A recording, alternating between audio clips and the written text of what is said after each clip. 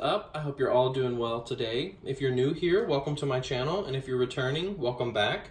Either way, I'm super glad to have you. So as you can see in this video, we're going to be doing a little chit-chat review about the Louis Vuitton Cannes bag in reverse canvas. This baby is beautiful on camera, in photos, and in person. I didn't really know what to expect because I hadn't seen a lot of reverse canvas pieces in person, much less this exact bag at all, and I am obsessed. I know it's smaller, I think it's in the mini category, but it can fit all the necessary things that you need for daily use. Quick shout out to Coco for sending me such a cute little piece. I literally love this thing. Even though it is oddly shaped because it's like a cylinder, it's like a tiny little hat box is what it reminds me of, or a vanity case, I think is what some people refer to it as. But I've used it for 2 days now, and I've gotten a good idea of how it wears. And there are a few things that I want to point out that may worry me with wear, but only time will tell. So, with that being said, let's take a look at the exterior of this little cutie.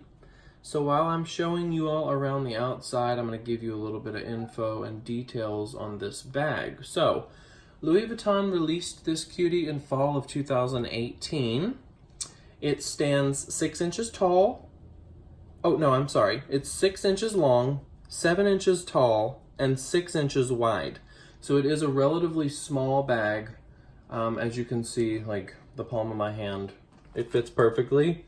So this is offered in the reverse monogram canvas that you see, and also in cream and black colored epi leather, which are super sharp. I love both combinations. The hardware is engraved beautifully on both sides with the LV emblem. And then you have the Louis Vuitton Paris badging right there in the front. Now this bag is made up of the classic canvas texture, the polyurethane coated canvas. The interior is a microfiber lining, and all the leather trim is calfskin leather. And then you have these tiny little rivet nail heads right here that are engraved with Louis Vuitton as well, along with the 4 feet on the bottom of the bag. Now, surely these are shiny little metal, gold brass plated metal feet. Now they are going to show wear over time for sure, especially on rough surfaces. So I'm going to try to keep this thing from as much friction as possible. I know that's going to be inevitable at some point, but we'll see. And also the shoulder strap is pretty soft. It has a texture and a grain to it as well. It is comfortable to wear, so that was a plus. Like I've said in my previous videos, I am 6 foot tall, and this bag on my comfortable setting hangs just at my hip. And it does have, let me see, 1, 2, 3, 4, I believe, yep, 5 different measurements to set your strap on. So that was a plus too. And then it offers the top handle, which, you know, makes it perfect for, I guess, to use it more so as an accessory and a little statement piece, which it already is. But there's just something kind of sophisticated about having a little tiny handbag like this. So let's go ahead and take a look on the inside. And before I do that, I wanted to pinpoint this little bar right here is exactly what houses the lock when it is used and when it is not. And when it is in use, you're going to stick this little leather tab right through that bar, and then the lock goes through the bar and locks the handbag for you. So this is a very secure bag. The lock is a little different than the Speedy locks, but it's very similar at the same time. That reminds me of the super old Louis Vuitton symbol that they used to have on the locks and stuff. So, okay, so first of all, here is your Louis Vuitton Made in Paris badging right there on the lid. And the microfiber lining is super soft. It is black. So, first of all, when it comes to the interior, I have 2 complaints, I guess you could say. It is not going to be able to fit a regular size sunglasses case in this bag whatsoever. Unless your glasses fold like some do at the bridge of the nose and collapse. But majority of people's sunglasses don't do that. So If you're lucky enough to have your sunglasses come with the little slip bag, then that is what fits down in this bag perfectly and also keeps your sunglasses, you know, protected. So, along with my sunnies I have sitting in there, I also have a tiny little Louis dust bag with some colognes in there, and I choose to stick with the small bottles simply for the fact that there's just not much room in this bag. I also have my travel size Chanel. You never know when you're gonna need stuff like that, because you never wanna stink. You always wanna smell good, okay? Everybody wants to smell good. And then I have here my little Gucci coin pouch, just to hold all my extra loose change. I don't like too much of a rattle in the bag. Let me see here. So this is my Epi 4 key holder. This is what houses all the house keys, locks, stuff like that. This is definitely important to me. It's really good to have on hand. And then I have one monoclay that holds the cord to my power bank, phone charger, and jewel pods if I happen to run out. So that's just a little miscellaneous catch-all, really. And then here's my other clay right here. That is my cards, license, cash, and the key. That just kind of stays out of the bag, really, but it does fit. I just wanted to show you guys that. It does fit along with everything else. And then my little jewel fits in there perfectly, of course. My trusty power bank never fails me. I have this little Gucci card holder, which that's where I put extra cards, coupons, receipts, cash, stuff like that. This is another really handy piece that I love, and it's super old, but it's held up really, really well. And that's all I'm gonna say. You never know when you're gonna need protection, because motherfuckers is crazy, okay? And then just an Estee Lauder lip conditioner and a Burt's Bees chapstick. And that is really all that I could fit in this bag.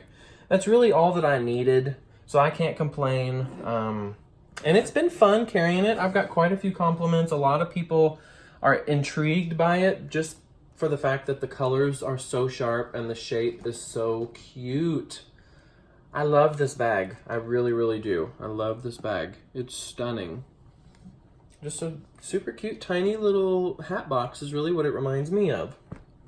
Okay, so for two of my concerns for the exterior of the bag, beside the hardware wearing like a lot of the pieces do with wear, that's inevitable, so I'm not really going to worry about that because it shows character and age with the bag. But like I said earlier, this trim is calfskin leather, and it is slightly textured, but it is super, super soft. It is going to be slightly delicate. It will scratch, it will scuff, you could gouge it. The only other thing that I was really worried about was this thin little piece of leather right here that connects the top of the bag to the body of the bag. Now, I've only used it for 2 days.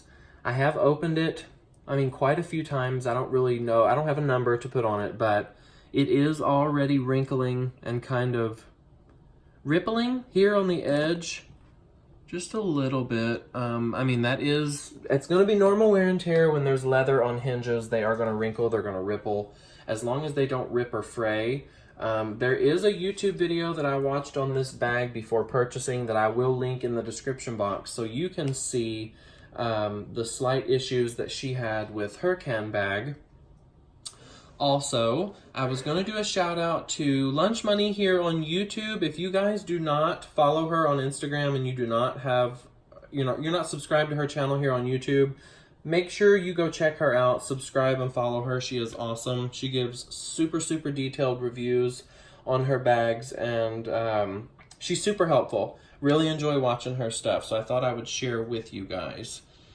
And, oh yeah, there's one more detail that I wanted to show you guys while I have you here. So, upon receiving this bag, I looked for the date code for probably, 15 or 20 minutes, like racking my brain, and I didn't want to cheat. I didn't want to look online. I wanted to figure it out for myself. I did, like a dummy, I felt, but I looked everywhere but here. So the date code on the Cannes bag is right behind the Louis Vuitton stamping. There we go, right there. Now I'm kind of iffy about pulling on that tab a lot because then it will end up sticking out slightly and it will ripple.